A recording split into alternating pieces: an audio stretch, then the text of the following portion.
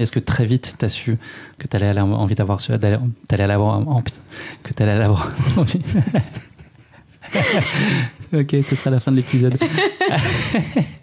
Ok. Bonjour à tous et bienvenue dans La Pastille, le nouveau format court de Course épique. Cette pastille fera souffler de temps à autre un vent de fraîcheur entre vos oreilles, avec le meilleur de l'actualité running et trail, mais aussi des invités spéciaux ou encore des sujets sur le thème de la santé. J'imagine que la question vous titille, mais cette pastille ne remplace pas les formats habituels de Course épique. C'est un format supplémentaire qui nous permettra d'échanger encore plus sur notre passion commune. Allez, je ne tourne pas en rond plus longtemps et laisse place à notre pastille du jour. Bonne écoute!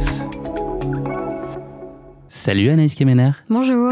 Bienvenue dans ce nouvel épisode de Pastille, qui est un format court de Course épique. On est aujourd'hui à proximité du MK2 Bibliothèque où se tient ce soir l'avant-première du film Anaïs, en ta présence, ainsi que de l'équipe du film et puis des gens de Salomon. Ce documentaire de 30 minutes qui est signé Salomon TV a été réalisé par Hélène Adjiani et retrace son parcours de vie, plus particulièrement ton quotidien d'aide-soignante la nuit et l'athlète de haut niveau le jour. On y voit aussi l'importance que tu attaches à ton entourage et à son rôle si essentiel dans ta vie. Je suis très heureux qu'on se retrouve aujourd'hui après avoir échanger avec toi dans un des tout premiers épisodes du podcast Course épique, qui était un bébé podcast. C'était l'épisode 7 en juin 2020, 3 ans. Voilà, on était en plein confinement. C'était aussi un autre temps. Et puis, beaucoup de chemin parcouru pour toi depuis. C'est génial de voir ça. On en parlait juste avant que j'allume le micro. C'est beau de voir à quel point tu es exposé aujourd'hui. Voilà, c'est quelque chose que tu mérites pleinement. Donc, je ne peux que m'en réjouir. Merci.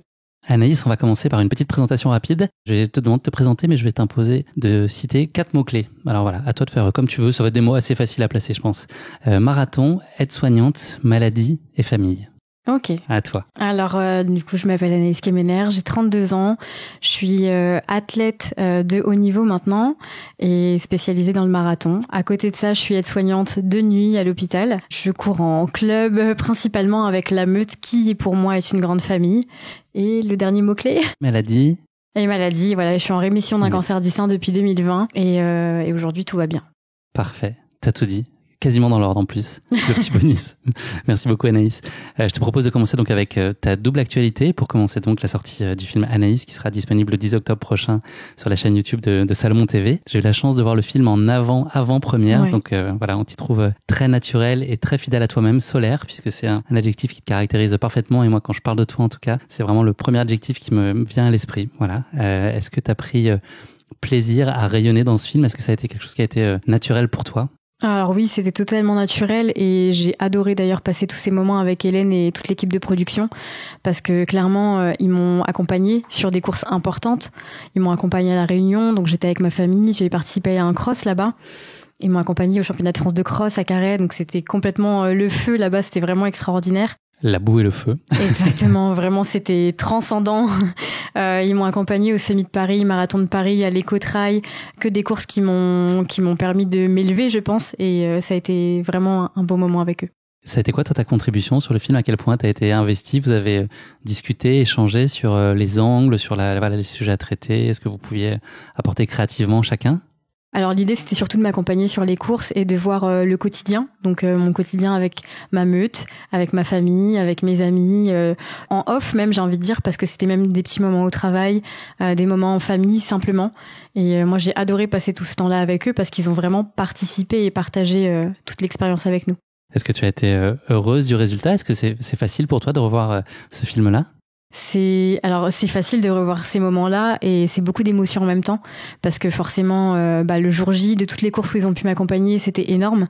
Moi j'ai adoré et je pense que ça m'a un peu transcendée aussi sur toutes mes courses de les avoir avec moi. Est-ce que c'est fondamental pour toi de partager en fait ce film-là ? Il raconte ça, c'est un message aussi fondamentalement d'espoir, au-delà de tout ton parcours sportif qui est admirable, c'est aussi et avant tout un message d'espoir et puis de solidarité, on peut dire ça comme ça ? Ah bah oui, je pense parce que le plus beau message d'espoir, c'est que voilà, on n'a rien lâché. Aujourd'hui, en plus, on parle de tout ça en octobre, donc à l'occasion aussi d'Octobre Rose, donc pour toutes les femmes qui se battent hommes et femmes qui se battent contre un cancer du sein. Et c'est vrai que oui, c'est assez fort. C'est quoi le plus beau compliment qu'on puisse te faire sur ce film ? C'est presque d'oublier que j'ai été malade et en fait de nous dire bah voilà, en fait aujourd'hui vous avez réussi. Je dis vous parce que c'est pas que moi, hein. C'est un travail d'équipe. Ton autre actu, elle est relative à ta performance récente à Berlin, en Allemagne. Tu avais un objectif affiché sur le marathon de Berlin, donc un marathon qui est réputé pour être roulant, donc c'est un joli endroit pour aller chercher des perfs. Est-ce que c'est motivant pour toi et ça crée une émulation assez saine d'annoncer avant tes objectifs de performance, ou est-ce que ça peut aussi parfois un tout petit peu te crisper? T'es quelqu'un qui est naturellement assez détendu face aux objectifs et t'es résistante à la pression, t'es relativement zen en toute situation. Est-ce que le fait d'annoncer, ça change un peu la donne, ou est-ce que c'est une façon pour toi de te motiver avant tout? Je pense que c'est plus une façon de me motiver parce que, en fait, on avait l'objectif de partir sur moins de 2h30. Et avec mon père, on s'est dit tout au long de la prépa, voilà, on va partir sur tel chrono, tel chrono, tel chrono. Et l'objectif d'avant-course, c'était vraiment de pouvoir faire donc le sub de 30. Et de pouvoir l'annoncer, je pense que moi, ça me mettait un challenge supplémentaire en me disant, voilà, maintenant je l'ai annoncé, donc il faut tout faire pour y arriver. En tout cas, moi, je savais qu'à l'arrivée, quoi qu'il arrive, si j'améliorais mon record, j'aurais été fière de moi. Mais d'avoir réussi ce challenge des moins de 2h30, c'est vrai que je l'étais d'autant plus. C'était 2h32, hein, c'est ça ton record précédent au marathon de Paris? 2h32,12, ouais, à Paris. Elles sont très compliquées à gagner, là, ces 2 minutes, j'imagine? Ouais, bon après c'était pas le même parcours, c'était pas le même temps. J'ai eu l'avantage de pouvoir courir avec du monde aussi à Berlin, donc tous les gars du club qui partaient aussi sur leur record et qui ont réussi. Donc franchement c'était vraiment énorme.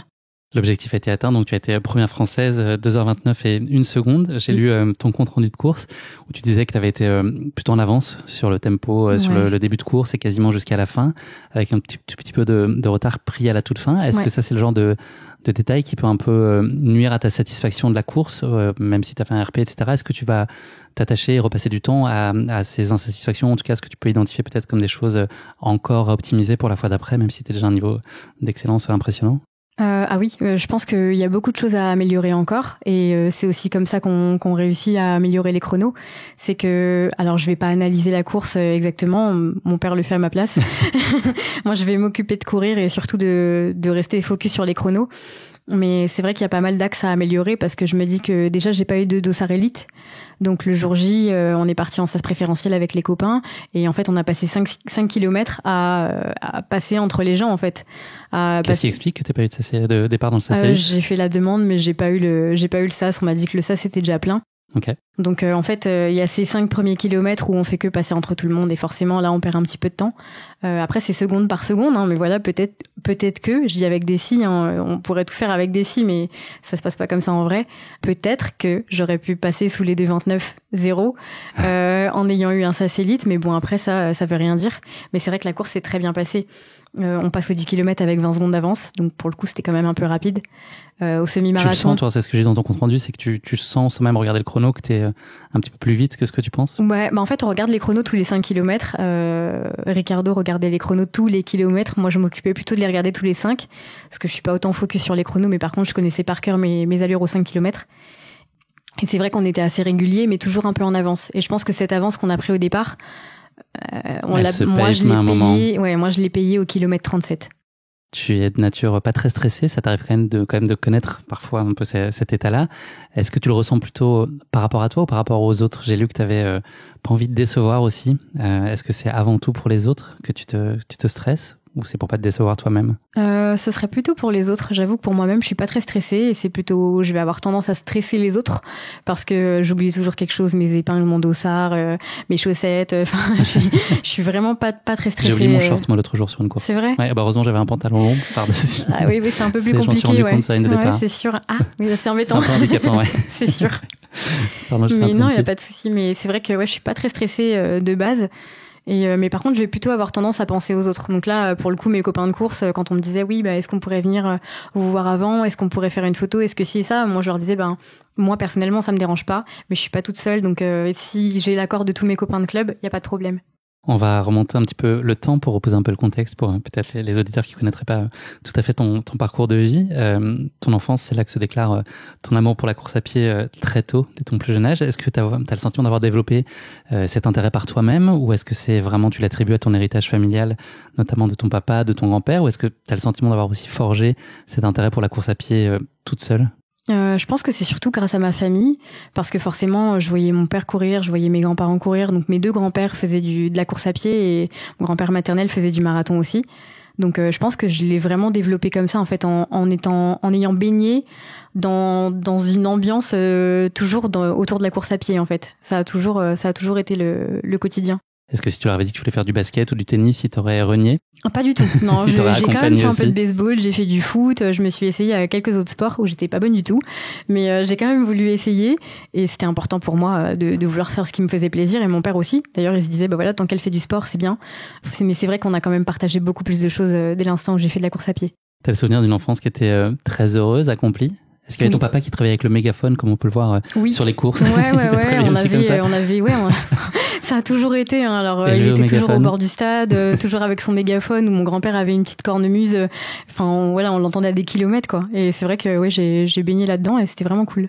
C'est quoi, toi, les premières images de sport dans lesquelles tu as grandi? Est-ce que tu as le souvenir d'avoir suivi des événements à la télé ou d'avoir des icônes sportives de jeunesse? Bah, bien sûr, je regardais tous les championnats du monde, les Jeux Olympiques, le marathon de Paris. Je sais qu'avec mon père, on regardait toujours le marathon de Paris à la télé.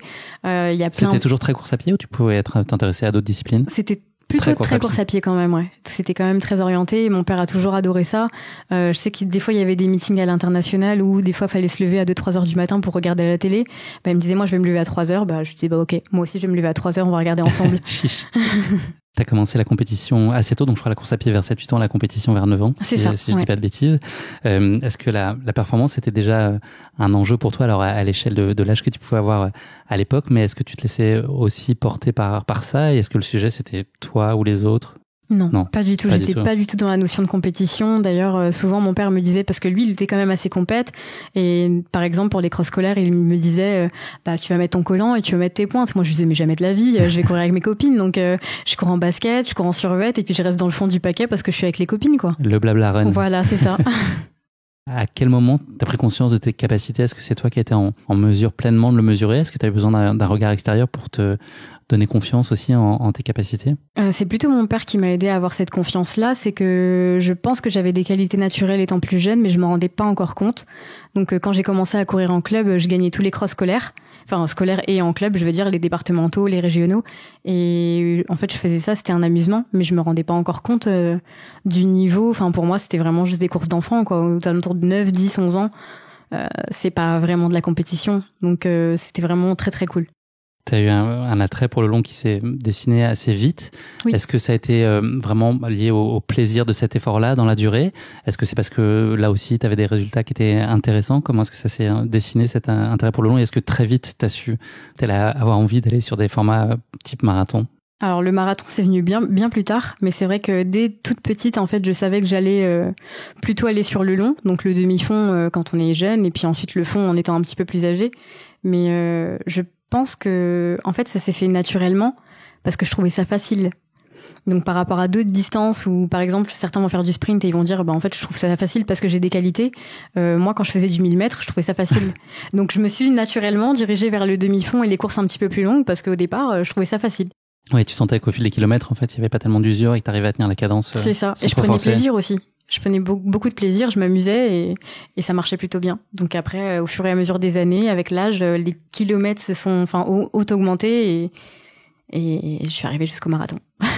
Si on avance un peu dans le temps et à ton âge adulte aujourd'hui, quand on parle de prépa et d'entraînement, est-ce que c'est facile pour toi de maintenir constante ton envie, ta motivation? Est-ce que ça t'arrive d'avoir des jours sans et pas envie d'y aller? Est-ce que tu as des séances? Oui, aujourd'hui. De manière générale, en fait, je suis toujours motivée parce que j'adore courir. Donc, en dehors des objectifs, des compétitions et de la performance, moi, j'adore aller courir. Un jour où il fait beau, un jour où il y a un petit rayon de soleil, même un jour où il y a une petite pluie fine. Enfin, je vais courir.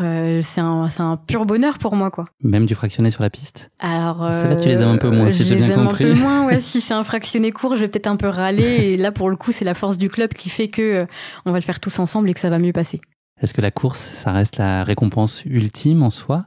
Ou est-ce que finalement l'entraînement, c'est déjà un moyen de t'accomplir et qu'au bout de tout ça, il y a accessoirement une course? Ou est-ce que avant tout, le driver, pour toi, c'est ce grand rendez-vous que sera la course? Je pense que c'est quand même la course. J'aime bien avoir des objectifs, donc j'aime bien m'entraîner en vue de. Donc j'aime bien avoir mes objectifs quand même. On les cale en début d'année avec mon père, en tout cas pour les objectifs les plus importants, comme là par exemple le marathon de Berlin. Et je sais que pendant 1 mois, 2 mois, 3 mois, je vais me dire ok, focus. Donc il y a des jours où je vais avoir moins envie, il y a des jours où je vais être fatiguée, mais je garde mon objectif en tête en me disant en fait à l'arrivée, si tout se passe bien, ça va le faire. Tu as parlé tout à l'heure de collectif. Il y a Anaïs qui est toi sous les spotlights et puis avec des médailles autour du cou à l'arrivée. L'équipe qui t'entoure, donc voilà, aujourd'hui il y a ton papa, on a compris son rôle. C'est qui les autres maillons essentiels et puis comment la Meute, qui est le club dans lequel tu es mais qui est un collectif finalement, vient se placer, graviter autour de toi et puis toi aussi ce que tu apportes à la Meute, parce que j'imagine que tu prends pas juste des choses, tu as aussi beaucoup de choses et tu contribues à la réussite et à l'accomplissement de chacun. Comment est-ce que tout ça gravite autour de toi? C'est qui les piliers, les maillons essentiels? Les piliers, déjà, je pense que c'est le bureau du club, parce que clairement, quand on a créé ce club, on était 6 au départ, et aujourd'hui, on fait toujours partie du bureau du club, et c'est hyper important pour nous, c'est une vraie famille, je les connais, les gars, depuis plus de 10 ans maintenant. Ensuite, par rapport au club, on est une grande famille d'environ 110 adhérents. Donc c'est pas mal quand famille on a commencé. On est dans notre 4e année, on a commencé à 6, on est 110 aujourd'hui. Donc on est vraiment très très fiers, surtout que on a réussi à créer une belle émulation de groupe où justement tout le monde s'entraide, tout le monde est bienveillant. On a plusieurs groupes de niveau avec justement ça peut aller de, je vais dire un truc au hasard, mais ça peut aller de 1h10 au 10 km jusqu'à moins de 30 minutes au 10 km. Okay. Et pour nous, c'est important parce que je pense que qu'on soit en début de paquet ou en fin de paquet, tout le monde a des choses à s'apporter. Les objectifs que tu te fixes, ils sont liés au chrono. Enfin, il n'y a pas de sujet de place en général. L'idée, c'est plutôt de 1, toi, faire le mieux que tu peux, je pense, et oui, de 2, de tenir l'objectif de chrono que tu t'es fixé. Est-ce que la data, c'est quelque chose dans lequel tu passes beaucoup de temps, t'intéresser à tes allures? C'est quelque chose sur lequel tu prends plaisir à étudier ou tu délègues ça à papa et puis toi, tu fais ce que tu sais faire et puis tu fais au mieux en gestion en te connaissant? Alors moi, je fais tout au feeling. D'ailleurs, souvent quand on me dit mais tu fais comment? Tu calcules tant de % de VMA et ci et ça, je dis moi je calcule rien. C'est mon père qui calcule. Je lui dis écoute, mon chrono au 10 km c'est tant. Du coup, je sais que je vais m'entraîner sur telle allure. En règle générale, c'est à peu près ça. Mais non, je suis pas en train de regarder les chronos, les allures, sauf au kilomètre parce que je connais mes allures de course. Mais sinon non, je calcule pas tout ça. C'est tout au feeling. Je crois savoir que le marathon, c'est la distance la plus chère à ton cœur. Est-ce que c'est important pour toi quand même d'aller varier, multiplier le plaisir? On a parlé de cross tout à l'heure. Je sais que tu peux aller faire de la piste occasionnellement. Tu vas goûter parfois au trail. Tu as été à l'ultramarin plusieurs fois. C'est important pour toi aussi pour garder un peu cette fraîcheur de multiplier les formats, les expériences et te challenger finalement? Oui, c'est sûr. Par rapport au cross, déjà, je pense que c'est clairement les bases de l'athlé pour moi. Quand on est bon en cross, généralement, on est bon partout parce que ça travaille. Enfin voilà, c'est pas uniquement le physique, c'est aussi le mental. Et c'est essentiel. Même quand on arrive sur marathon, on se dit waouh. Là, les allures, elles sont calées sur une allure de course voulue à l'arrivée. Mais le cross, c'est tout dans le rouge, quoi. C'est vraiment tout dans le rouge. Ouais, rouge foncé même. Je pense cette année, t'as dit que c'était une des courses les plus dures que t'avais faites, en tout cas. À carré, ouais. Je t'ai pas vu sourire d'ailleurs. Ah ouais, j'ai pas beaucoup souri, c'est sûr. C'était vraiment difficile. Mais j'adore le cross et je pense que vraiment c'est les bases de l'athlé. Et quand on fait du cross, je suis persuadée qu'on en ressort plus fort. C'est quoi la course qui t'a appris le plus jusqu'à maintenant? On entend souvent que c'est les courses qui se passent pas forcément le mieux, qui sont la source de plus grand apprentissage. Est-ce que toi, t'as le souvenir d'une course qui t'a vraiment fait avancer et prendre conscience de choses? Dernièrement, la course qui m'a fait le plus réfléchir, je pense, c'est mon marathon de Paris 2021, où j'ai couru toute seule du début à la fin. En fait, je suis partie en satellite. Je crois que c'est 2021, je sais plus exactement. Peut-être. Possible, ouais, ça me parle. Je fais 2h37 et en fait je pars en satellite, mais je me retrouve seule très très très rapidement parce que forcément arriver en 2h37 mais courir avec des nanas qui veulent moins de 2,20, clairement on peut pas jouer dans la même cour.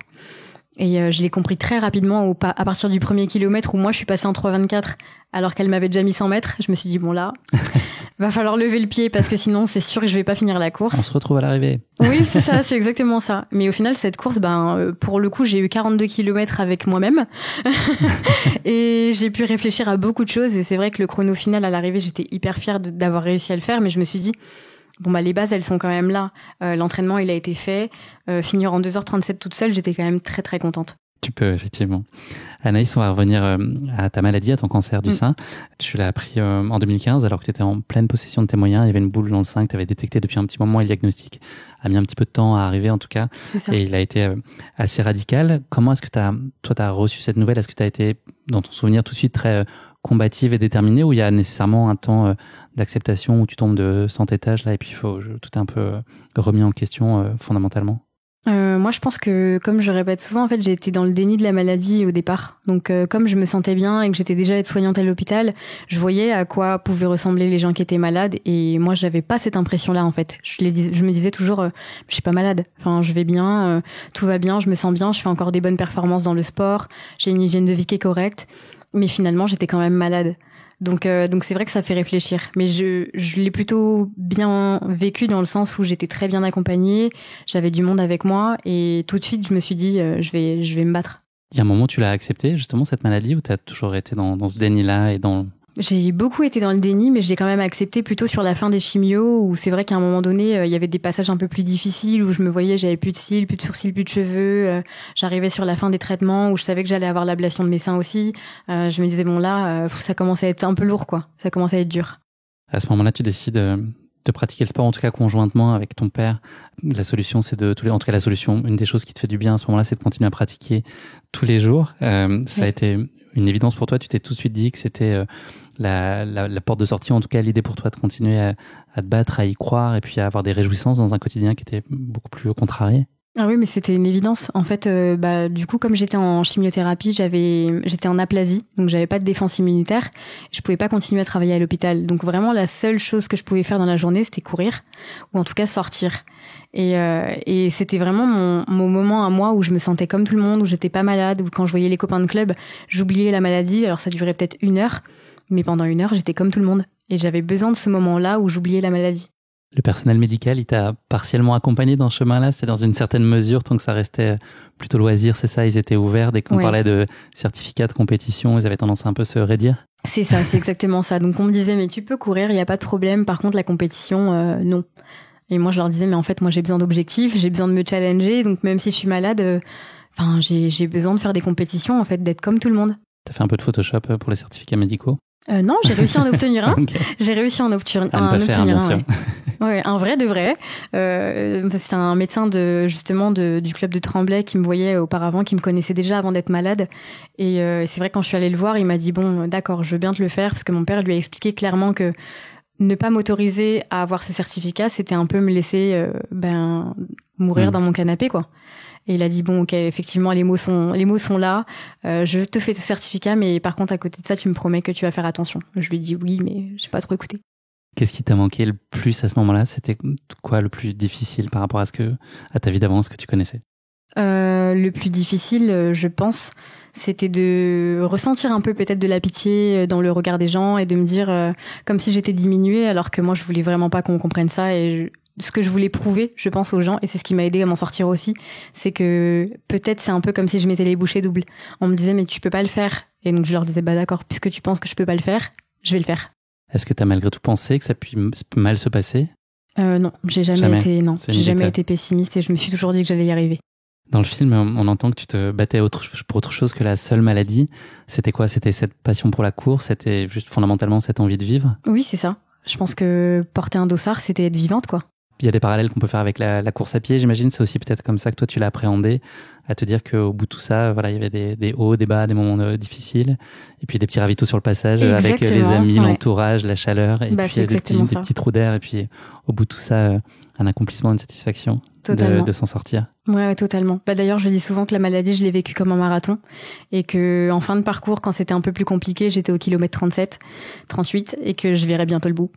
C'est quoi ce que tu as retrouvé avec le plus de plaisir? Vivre normalement, en fait. Ouais, toutes les petites choses du quotidien. Toutes les petites choses du quotidien. J'étais hyper contente de reprendre le travail. J'étais hyper contente de reprendre la compétition et de me sentir de mieux en mieux à l'arrêt des traitements.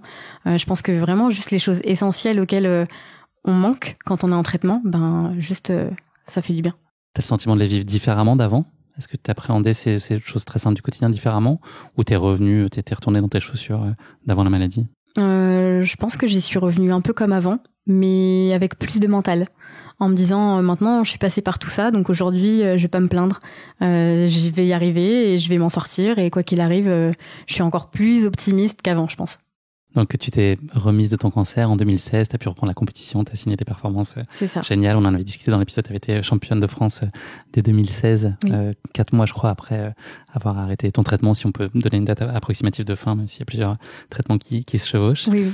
Là, le cancer aujourd'hui, il est présent d'une façon ou d'une autre en toi. Est-ce que tu y penses, ou est-ce que c'est quelque chose qui est satellisé et loin de toi? J'y pense à l'approche des rendez-vous. Forcément, où je me dis j'espère qu'on va rien trouver, j'espère que tout va bien, mais voilà, j'ai des rendez-vous, des examens de contrôle tous les 6 mois, et en dehors des examens, j'avoue que j'y pense pas du tout. Je me dis tout va bien, quoi, tout roule. T'as aujourd'hui un rôle crucial dans la sensibilisation au cancer du sein. T'as vu ça comme un devoir, ou en tout cas une responsabilité d'endosser aussi cette capacité à porter des messages, le fait que tu sois aussi très entendu et d'être un porte-voix, c'est aussi important pour toi d'incarner ce message d'espoir? Bah oui, c'est hyper important pour moi, parce que clairement, quand j'étais malade, des cancers du sein à moins de 25 ans, on n'en parle pas. Et la prévention du cancer du sein se fait malheureusement pas assez en dessous des, même en dessous des 45 ou 50 ans. Quand j'ai passé mes premiers examens, on m'a dit ah ben non, t'as pas 45 ans, donc tu feras pas de mammographie. Et ça, je trouve ça vraiment dommage. Et aujourd'hui, moi, le message que je peux apporter, c'est vraiment de faire un maximum de prévention et que chacun puisse s'écouter. Il faut avoir confiance en son corps. Quand quelque chose ne va pas, il faut insister auprès des médecins. Parce que dans mon cas, j'aurais pu gagner 1 an et peut-être ne pas être passée par tout ça. C'est quoi les plus belles choses qu'on puisse te dire, à la fois peut-être des malades ou des proches de malades qui aujourd'hui entrent en connexion avec toi, ou en tout cas s'appuient sur ton parcours de vie pour eux continuer à avancer? C'est quoi les plus belles choses qu'ils puissent te dire et puis qui toi te touchent quand on vient à ta rencontre? Alors déjà, moi, je suis hyper touchée parce que je suis beaucoup sur Instagram et du coup, j'essaie de répondre à tout le monde quand on m'envoie des messages. Alors, c'est pas toujours facile, mais j'essaie de le faire au mieux. Mais c'est vrai que quand je reçois des messages de gens qui soient malades ou pas, et qu'on me dit, j'ai découvert ton profil et aujourd'hui, ça m'a motivée, ça m'a donné envie de me mettre à courir, ça, c'est la plus belle des victoires. On va parler très brièvement de ta vie professionnelle. On est un peu pris par le temps. Tu travailles aujourd'hui de nuit, tu es aide-soignante. Oui. Et voilà, tu cours la journée, en fait, l'après-midi. C'est un rythme auquel tu t'es pleinement habitué. Ça fait plusieurs années. C'est aujourd'hui ton quotidien est comme ça. Est-ce que tu l'imagines autrement, ou tu le rêverais autrement, ou aujourd'hui ça fait aussi partie de toi et tu composes pleinement et en t'épanouissant avec ce rythme-là? Aujourd'hui, je suis épanouie avec cet équilibre de vie que j'ai entre le travail et le sport. Mais c'est vrai que quand même, des fois, je me dis, peut-être que si j'avais un mi-temps ou si j'avais un petit peu plus de temps pour courir, les performances pourraient être différentes. Donc, pour être totalement honnête, en ce moment, ça se discute avec mon travail. Et surtout en vue des performances que j'ai fait dernièrement à Berlin. Je suis contente parce que je me sens soutenue par ma direction. Donc, pour l'instant, c'est en discussion. J'imagine que tu es sorti de cette maladie, et puis comme tes performances l'illustrent, avec une résilience multipliée, et que t'as passé beaucoup de temps aussi à progresser athlétiquement. T'enchaînes beaucoup les courses. Comment est-ce que tu entretiens la flamme? Est-ce que c'est toujours un plaisir au fil de l'année? Est-ce que c'est justement ce qu'on disait tout à l'heure en allant finalement chercher des épreuves un peu différentes au gré des saisons? Est-ce que tu as un challenge quand même pour toi pour te motiver d'une course à l'autre? Là, le marathon de Berlin s'est terminé le 24 septembre. Est-ce que dès le 25, tu es en projection sur une échéance plus ou moins brève, mais tu es tout de suite en mode on y retourne? Oui, en fait, oui. C'est vrai que je m'arrête pas forcément à un seul objectif. On en a plusieurs dans l'année. Après, je sais qu'on peut pas être à 100% sur tous les objectifs parce que clairement c'est impossible.